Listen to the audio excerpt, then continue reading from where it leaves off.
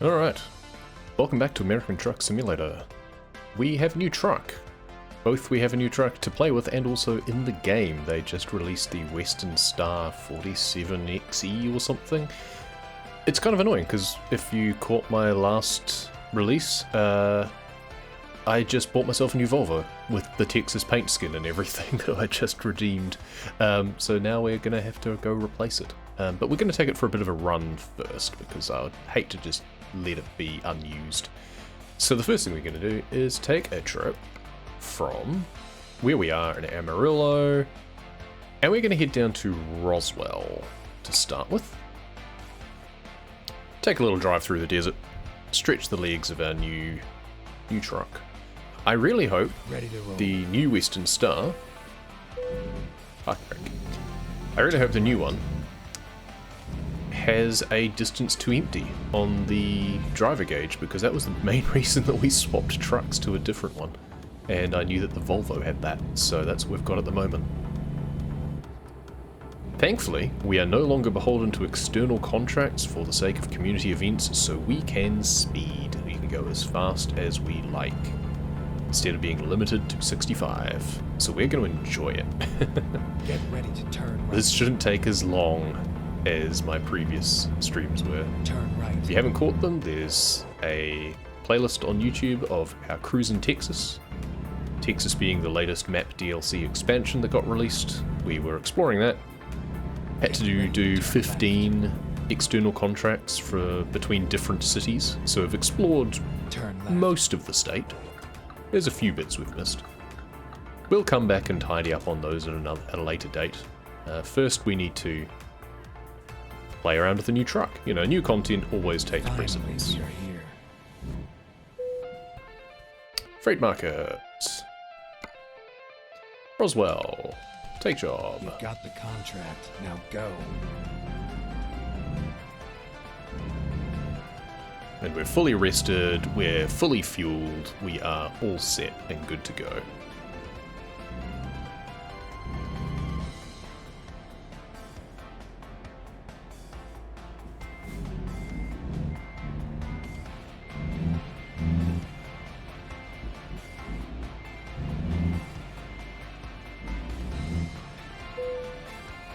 Let's go.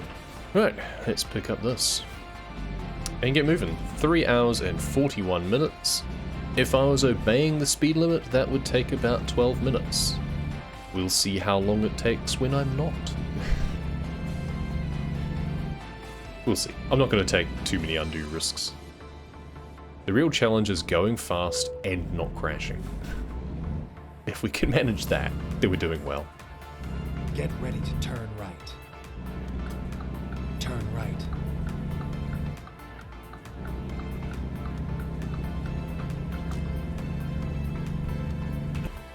And we get to jump into scenic view. Get ready to turn right. Look at the color change from purple to green. Fantastic. Maybe we should have Turn synthwave right. on instead.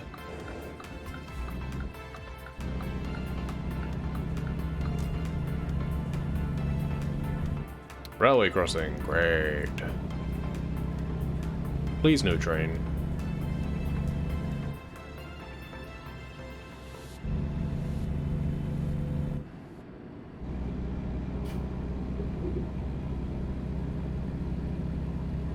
Get ready to turn left.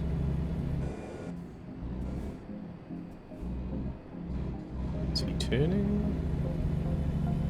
Well, he waited, so that's the main thing.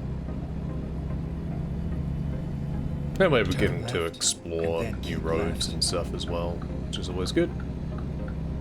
I do have left, tentatively then a exit goal left. for this year to tackle getting 100% map exploration, Keep right. at least Then turn in right. Euro Truck Simulator again, and possibly in American Truck Simulator Turn 2 right. or as well.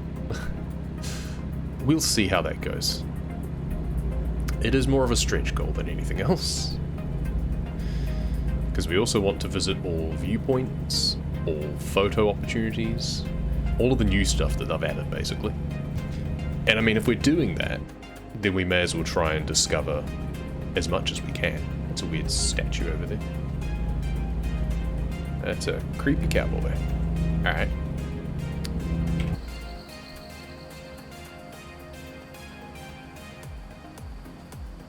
Ah, being able to do more than 65. It's a wonderful feeling.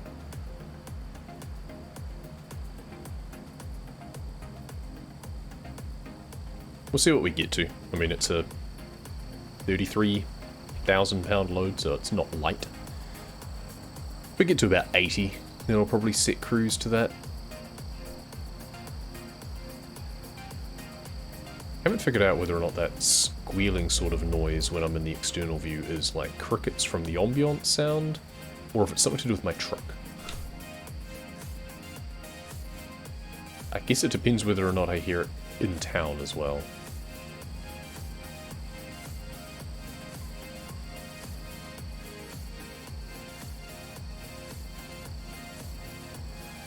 Yeah, there's indicators on the trailer, that's nice.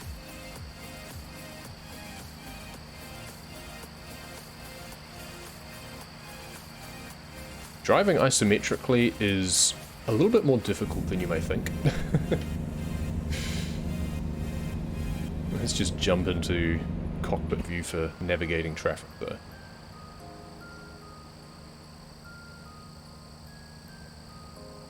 It also might be a little bit motion sickness inducing for some people, so let's just straighten it up a little bit more. I like having a little angle, but we're not going to be able to see our truck properly anyway.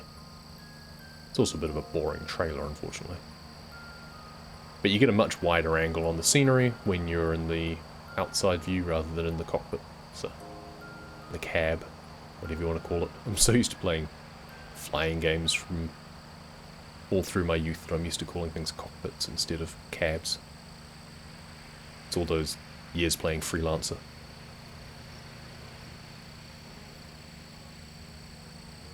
And the first sort of travel simulator sort of game that I played would have been an early Microsoft Flight Simulator. Keep right.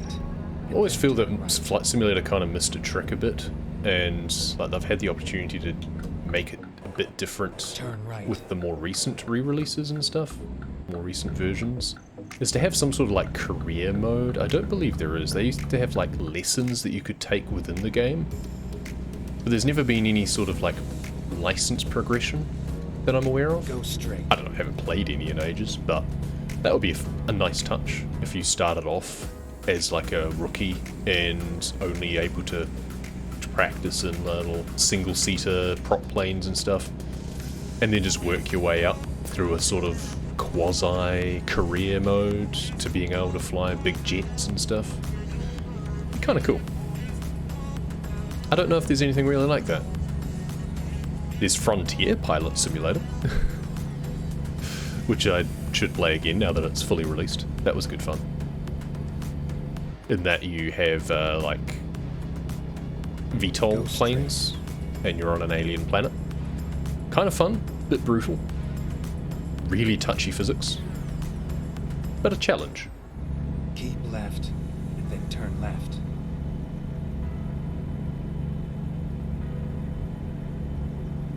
Turn left.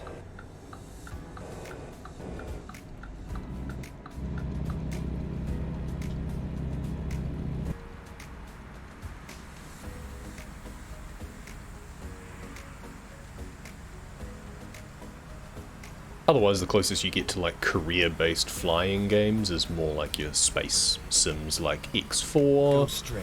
I keep meaning to pick up, it's on my wish list. They keep adding to it. But it's one of those ones where they add a lot of DLC that every time they release a new X game, they kind of walk it backwards. And when you started playing X4, for example, you miss out on all of the extra content that you already had in X3. In terms of extra races and their ships and everything. You've got to wait until they dribble it out, it seems. Which feels a little bit rude. But, whatever. Been meaning to give that a go. Everspace 2 is another that I've played the demo of. But I was going to give it a bit of a go. Everspace 1 I really enjoyed. There's a playlist on YouTube of me playing through Everspace 1. Though I think the sound mixing is a bit out on it, because I didn't test beforehand. But that was a roguelike. Everspace 2 is not. It is more of a space RPG. which intrigues me. So it's more your freelancer experience. It's the sort of game I could sink a bunch of hours into.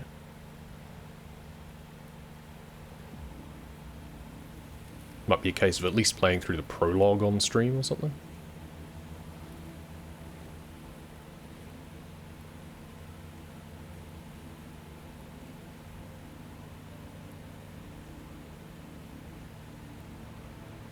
Go straight. I missed the name of the town that we were coming into. Okay, time to get inside again. Ooh, we just made it. That was close. You don't have much time between the lights coming on and the barriers coming down. So that was close.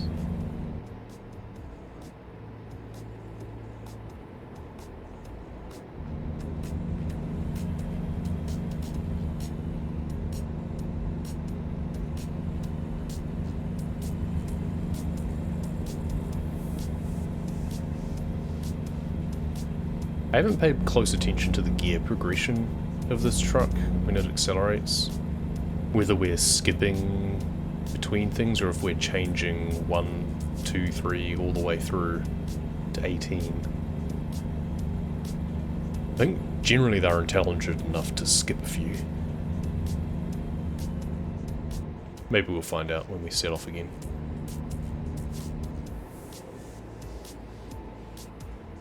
Otherwise we might swap to the 12 speed or something, so we get a little bit more range out of things.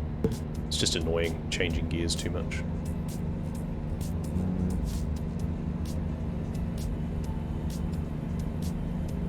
So this is interesting that we're actually revving quite high, all things considered. And far from redlining it, but we're not idling either, which at 80 miles an hour I expected I'd be taking it a bit easy.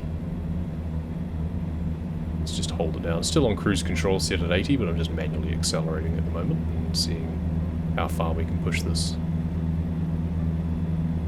The fastest you can generally go in this game is about 105, depending on road conditions, and that's in one of the old Peterbilts or Kenworths, because they have a more powerful engine.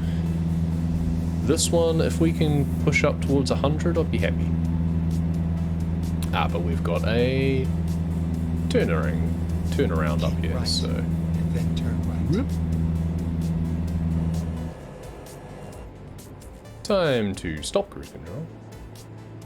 Turn right. South to Roswell. We'll do a UFO shape as we head down to Roswell. Always had a little bit of a fascination with Roswell, because growing up, I used to read all the, conspiracy theory style things about aliens and all sorts. My dad had like a unexplained mysteries book that was kind of cool to look through, and it had the pictures taken in the sky of unexplained objects and all sorts. And then when I was young, there was a TV show called Roswell that was set there, that was basically like, I can't remember if they knew that they were aliens or only discovered that because their powers started manifesting or something like that, but it was basically a high school drama with aliens, and it was kind of interesting. It was quite well written, at least for the first series. Tapered off a little bit after the first one. Keep right. Not sure if I even right. watched to the end. I think I made myself, basically, but Turn the right. last couple of seasons weren't as enjoyable. New viewpoint, apparently. Well, I mean, it'll waste a bit of time, but we've got 7 hours on the job. So let's just come up here. Keep right. For one, and then we turn have right. a photo opportunity, which will be the UFO center. Rerouting. Nice. So let's go take a photo of that. We are wanting to capture all of these. UFO center in Roswell. Now, do we want a high elevation or a low elevation? I think low looking up is actually kind of cool. Let's do like that. Oh, do they have the, they don't have like a UFO on top or anything like that. I thought there was like a cafe that had a UFO as if it was crashed on the roof. Never mind. This looks a little bit dilapidated, to be perfectly honest. take a picture. I'm not going to mess around too much with that one. It's not a hugely scenic spot. So that's now in our photo album. Right, and then turn right. And now let's check out what's Turn right. at the viewpoints. Get ready. I assume turn it's just right. Roswell town. At least it's daytime and it's clear. Yep, the city of Roswell. Very nice.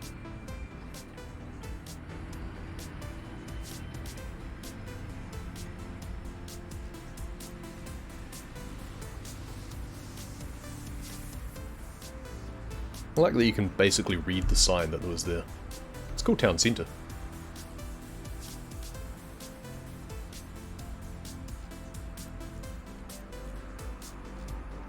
And there's the UFO Center, of course. Looks like it's seen better days.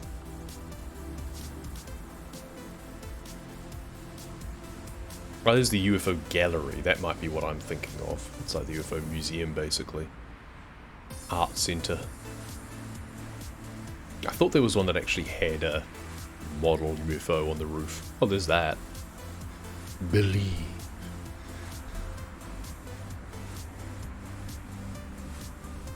The worrying thing is the amount of people who would actually believe things to do with that. I find it fascinating. Certainly don't believe any of it. Cool, that's another one in the book. And that's pretty much Roswell town fully discovered, because they haven't really changed it since we've been here before. So we've got all gold streets, which is nice. Alien HQ. It would be fun if they had a little Easter egg sort of thing that if you hired someone from the recruitment center here in Roswell, that it would be like, have someone, I don't know, just called Brian or something, and have it, they just had eyes that were the wrong way or something, like vertical eyes instead of horizontal, or weird ears or faint antenna, something like that. This is where it ends.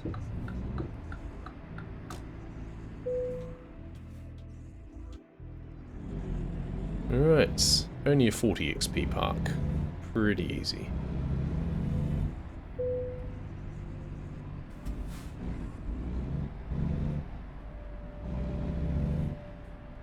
Okay, it's skipped from 6 to 9, so that's a pretty good indication.